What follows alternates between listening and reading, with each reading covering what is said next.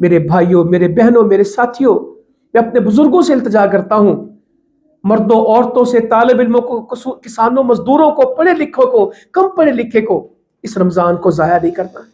اس رمضان کو اپنی عبادت کا رمضان بنانا ہے، اپنی مغفرت کا رمضان بنانا ہے۔ غفر لہ ما تقدم من ذنبی، پچھلے گناہ ہمارے بخشے جائیں، اس کی پوری جستجو کرنی ہے، اس کو ضائع نہیں کرنا۔ سحری کے وقت اٹھنا ہے تو دعا، افطاری کے وقت فرمایا روزے دار کی دعا تو رد ہی نہیں کرتا اللہ تعالیٰ، جب مانگے۔ افطاری کے وقت کی دعا رد نہیں ہوتی، مسافر کی دعا رد نہیں ہوتی، مریض کی دعا رد نہیں ہوتی، مظلوم کی دعا رد نہیں ہوتی، یہ جو عادل حکمران ہے، نیک حکمران ہے، ان کی دعا رد نہیں ہوتی۔ تو انشاءاللہ تعالیٰ دعاؤں کا معمول بنانا ہے۔ قرآن مجید اور رمضان ایک ہے، شہر رمضان الذی انزل فیہ القرآن انا انزلناہ فی لیلۃ القدر۔ تو ان آیتوں کو جب ہم پڑھتے ہیں تو قرآن مجید کے بغیر رمضان نہ ہو۔ جب روزے پورے ہوں تو پارے بھی پورے ہوں۔ میرا تجربہ میرے بھائیوں بہنوں یہ ہے کہ لوگوں کے روزے پورے ہوتے، پارے پورے نہیں ہوتے۔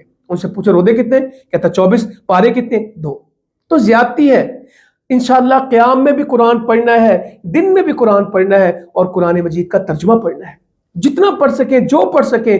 آخری پارے، واللہ کیا مزہ ہے کہ ہم آخری پاروں کو ترجمے کے ساتھ پڑھ لیں، 29واں 30واں پارہ، ہمارا ایمان ٹھیک ہو جائے، ہماری آخرت ٹھیک ہو جائے، قیامت کا احوال ہمارے سامنے ہو جائے، جنت کی آیتیں تلاش کر کر کے ہم اس کو قرآن مجید میں سے پڑھیں، جہنم کی وہ آیتیں جو دلوں کو دہلا دینے والی ہیں، جو بندے کو نہیں سوچ سکتا کہ جہنم کیا ہے۔ دنیا کی بھوک برداشت نہیں ہوتی، روزے کی 14-15 گھنٹے کی بھوک پیاس بندے کو تڑپا دیتی، قیامت کا 50,000 سال کا دن، اور قیامت اور جہنم کی سختیاں، مگر یہ قرآن پڑھے بغیر اس کا علم نہیں آتا، حدیث کے بغیر اس کا علم نہیں آتا۔